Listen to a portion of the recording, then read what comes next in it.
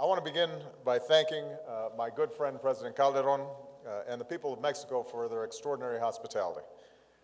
Mexico is the first Latin American country to host a G20 Summit, which is another example of Mexico playing a larger role in world affairs, from the global economy to climate change to development. Since this is my last visit to Mexico during President Calderon's time in office, I want to say how much I valued Felipe's friendship and the progress that we've made together over the past several years.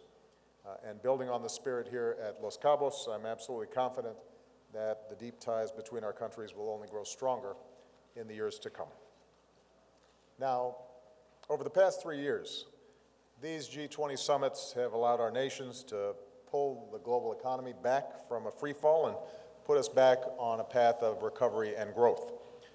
In the United States, our businesses have created jobs for 27 months in a row, more than 4 million jobs in all, and our highest priority continues to be putting people back to work even faster. Today, we recognize that there are a wide range of threats to ongoing global economic recovery and growth. But the one that's received the most focus, obviously, and that is having a significant impact in the United States as well as globally, is the situation in Europe. As our largest trading partner, slower growth in Europe means slower growth in American jobs. So we have a profound interest in seeing Europe prosper. And that's why I've been consulting closely with my European counterparts during this crisis, as we've done here at Los Cabos. I do think it's important to note, however, that most leaders of the Eurozone economies are not part of the G20. The challenges facing Europe will not be solved by the G20 or by the United States. The solutions will be debated and decided appropriately by the leaders and the people of Europe. So this has been an opportunity for us to hear from European leaders on the progress they're making and on their next steps, especially in the wake of the election in Greece, and because they're heading into the EU summit later this month. It's also been a chance for the international community, including the United States, the largest economy in the world, and with our own record of responding to financial crises, to stress the importance of decisive action at this moment. Now, markets around the world, as well as governments, have been asking if Europe is ready to do what is necessary to hold the Eurozone together. Over the last 2 days, European leaders here in Cabos have made it clear that they understand the stakes and they pledged to take the actions needed to address this crisis and restore confidence, stability, and growth. Let me just be a little more specific. First, our friends in Europe clearly grasp the seriousness of the situation and are moving forward with a heightened sense of urgency. I welcome the important steps that they have already taken to promote growth, financial stability, and fiscal responsibility. I'm very pleased that the European leaders here said that they will take all necessary measures to safeguard the integrity and stability of the Eurozone to improve the functioning of the financial markets. This will contribute toward breaking the feedback loop between sovereigns and banks and make sovereign borrowing costs sustainable. I also welcome the adoption of the Fiscal Compact and its ongoing implementation, assessed on a structural basis, together with a growth strategy which includes structural reforms. G20 leaders all supported Europe working in partnership with the next Greek government to ensure that they remain on a path to reform and sustainability within the Eurozone. Another positive step forward was the Eurozone's commitment to work on a more integrated financial architecture, including banking supervision, resolution, and recapitalization, as well as deposit insurance. Also, in the coming days, Spain will lay out the details of its financial support request for its bank's restructuring agency, providing clarity to reassure markets on the form and the amount and the structure of support to be approved at the earliest time. It's also positive that the Eurozone will pursue structural reforms to strengthen competitiveness in deficit countries and to promote demand and growth in surplus countries to reduce imbalances within the euro area. And finally, I welcome the fact that Europe is determined to move forward quickly on measures to support growth and investment, including by completing the European single market and making better use of European funds. Of course, Europe is not, as I said, the only source of concern when it comes to global growth. The G20 also agreed that reversing the economic slowdown demands a renewed focus on growth and job creation. As the world's largest economy, the best thing the United States can do is to create jobs and growth in the short term, even as we continue to put our fiscal house in order over the long term. And as part of that effort, we made significant progress in advancing our trade agenda. This is an essential to promoting growth, innovation, and jobs in the United States. Here in Los Cabos, we announced important steps towards closer integration with 3 of our major trading partners.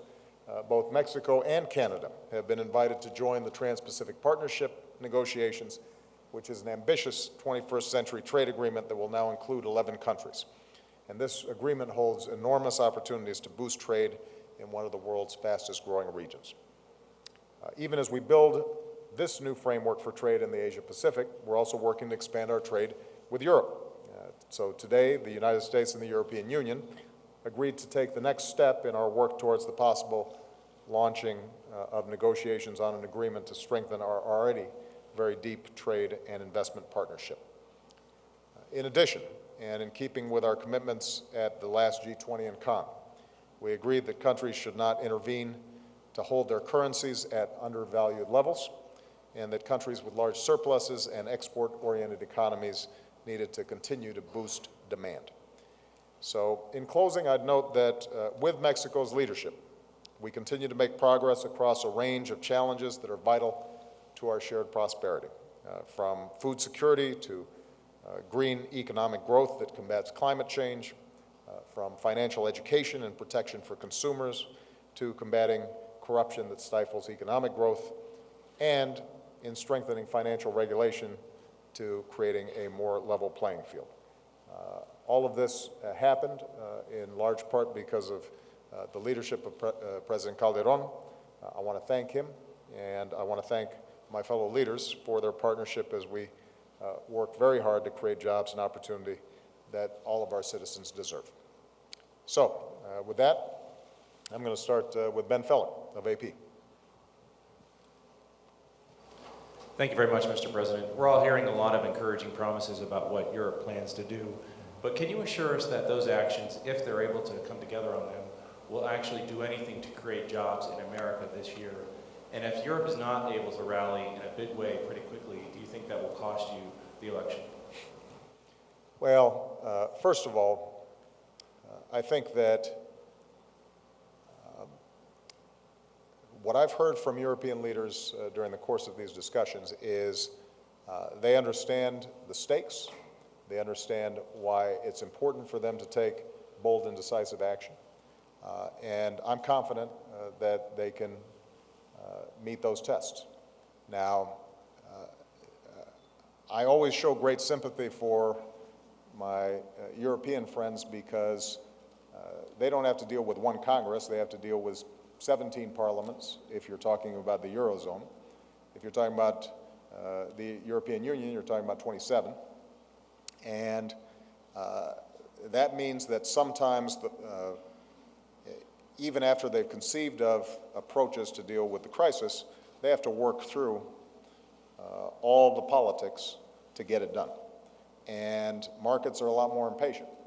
And so what I've encouraged them to do is to lay out a framework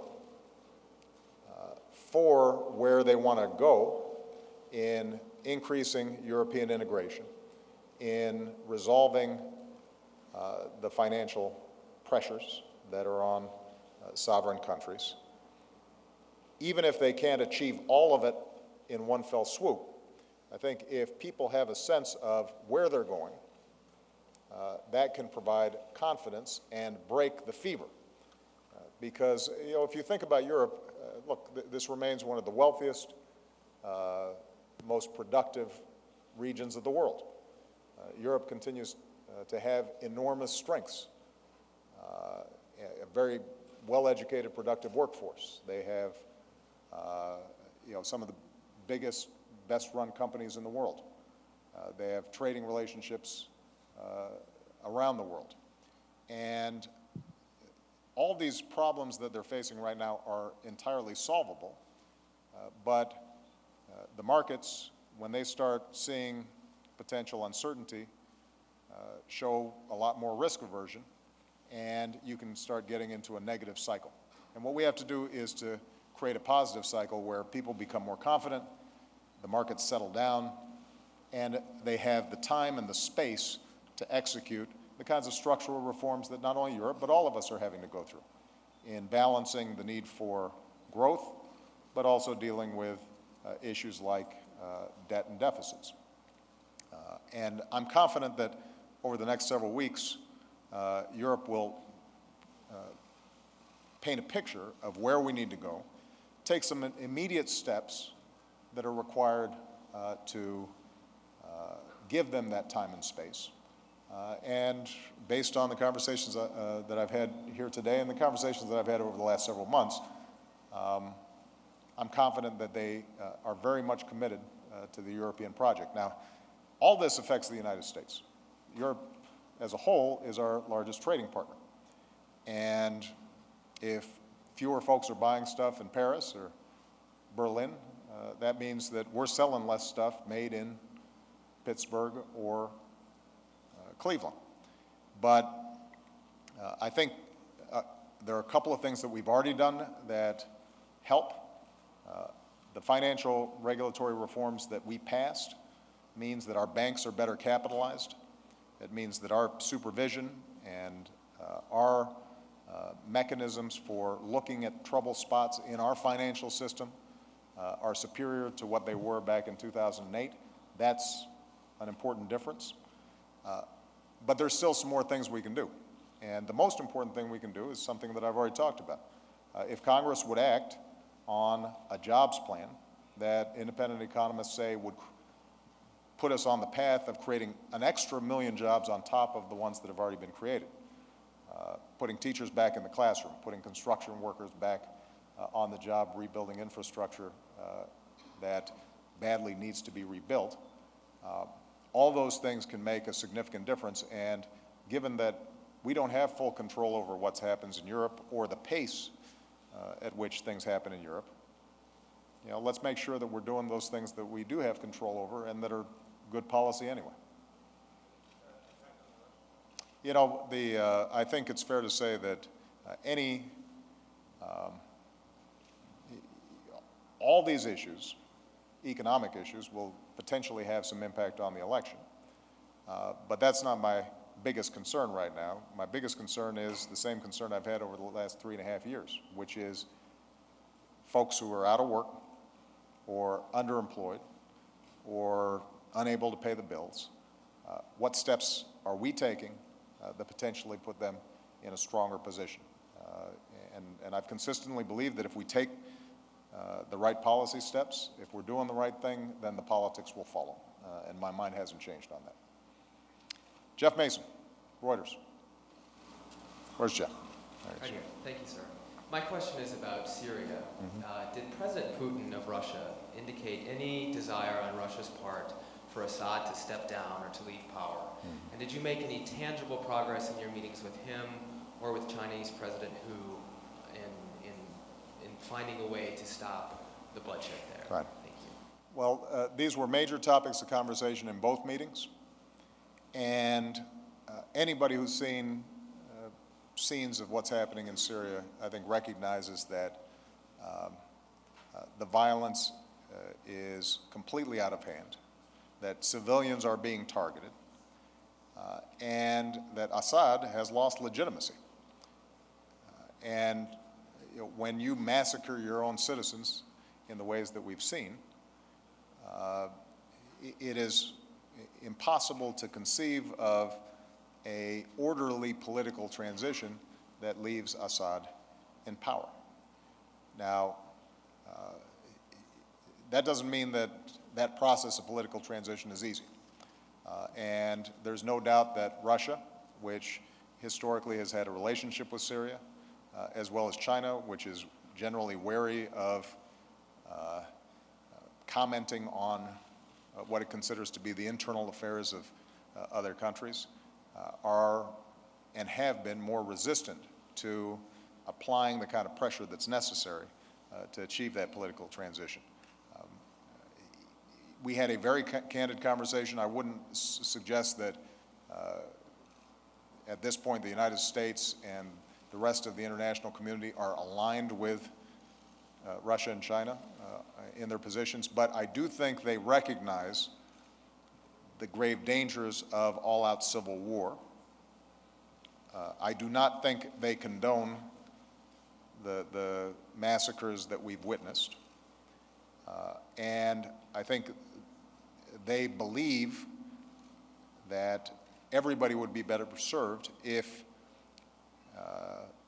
Syria had a mechanism for ceasing the violence and creating a legitimate government. You know, what I've said to them is that it's important for the world community to work with the United Nations and Kofi Annan on what a political transition would look like. And my hope is that we can have those conversations in the coming week or two, and that we can present to the world, but most importantly to the Syrian people, a pathway whereby this conflict can be resolved. But I don't think it would be fair to say that the Russians and the Chinese are signed on at this point. I think what is fair to say is that they recognize that the current situation is grave. It does not serve their interests. It certainly does not serve the interests of the Syrian people. And where we agree is that if we can help the Syrian people find a path to a resolution, all of us would be better off. But it's my personal belief, and I shared this with them, that I don't see a scenario in which Assad stays and violence is reduced. He had an opportunity with the Annan plan. They did not fulfill their side of the deal. Instead, we saw escalation and murder of innocent women and children. And at this point, we have the international monitors that were sent in having to leave because of this violence that's being perpetrated. And although you'll hear sometimes from some commentators that the opposition has engaged in violence as well, and obviously there's evidence of that, I think it's also fair to say that those haunting images that we saw in places like Home were the direct result of decisions made by the Syrian government, and ultimately Mr. Assad is responsible. We had an intensive conversation about it. If you're asking me whether they signed on to that proposition, I don't think it would be fair to say that they are there yet. But I'm going to keep on making the argument, and my expectation is that at some point there's a recognition that it's hard to envision a better future for Syria while Assad is still there. Juliana Goldman. Thank you, Mr. President. One of Mitt Romney's economic advisors recently wrote in a German publication that your recommendations to Europe and to Germany in particular reveal ignorance of the causes of the crisis, and he said that they have the same flaws as your own economic policies. I want to get your response to that, and also to follow up on Ben's question. Europe has been kicking the can down the road for years, so why are you any more convinced that we won't see another 3-month fix emerge out of Brussels at the end of the month? Well, you know, first of all, with respect to Mr. Romney's advisors, I'd suggest you go talk to Mr. Romney about his advisors. I would point out that we have one president at a time and one administration at a time. And I think traditionally, the notion has been that America's political differences end at the water's edge. I'd also suggest that he may not be familiar with what our suggestions to the Germans have been. And I think sometimes back home there's a desire to superimpose whatever ideological arguments are taking place back home onto a very complicated situation in Europe. The situation in Europe is a combination of things.